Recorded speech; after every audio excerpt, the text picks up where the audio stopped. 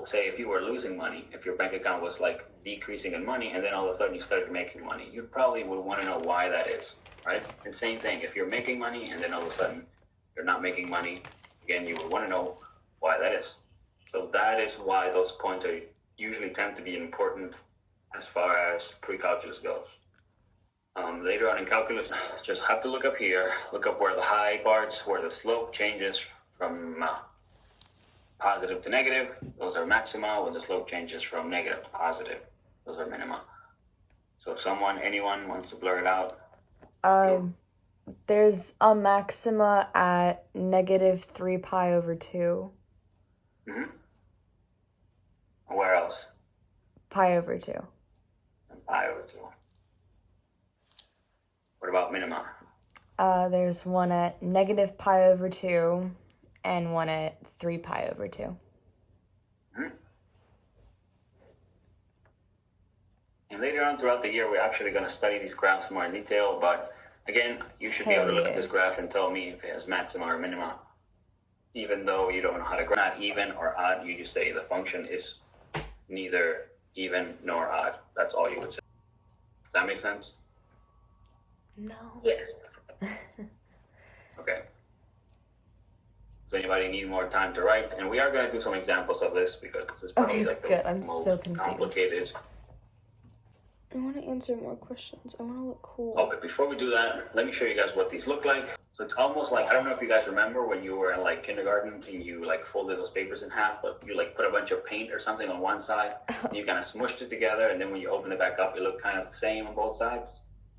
That's kind of like what symmetry does, or like the property that it has. That's what happens when you fold paint. It just... And if you guys try to trace points, for example, and your book describes it almost as if you start at the origin and then you make a line segment to some point for the exact, and depending on what happens, you can decide if it's even or if it's odd. Is the function even or odd? Odd.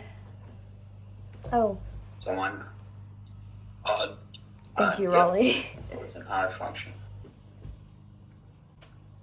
Yeah, that's right. Do I need a fact function out? I don't think I need a factor out. Hi. Oh. Bye, I guess. Squared. Somebody? They're very quiet today. I can try it. Okay. So it'll be g of minus x equals negative x to the 4th minus 2 times negative x squared. Which is then just x to the 4th minus 2x squared. Which is, yep, so you get negative x 4 times. And does that look familiar? It's the same. Yeah, it's the original function.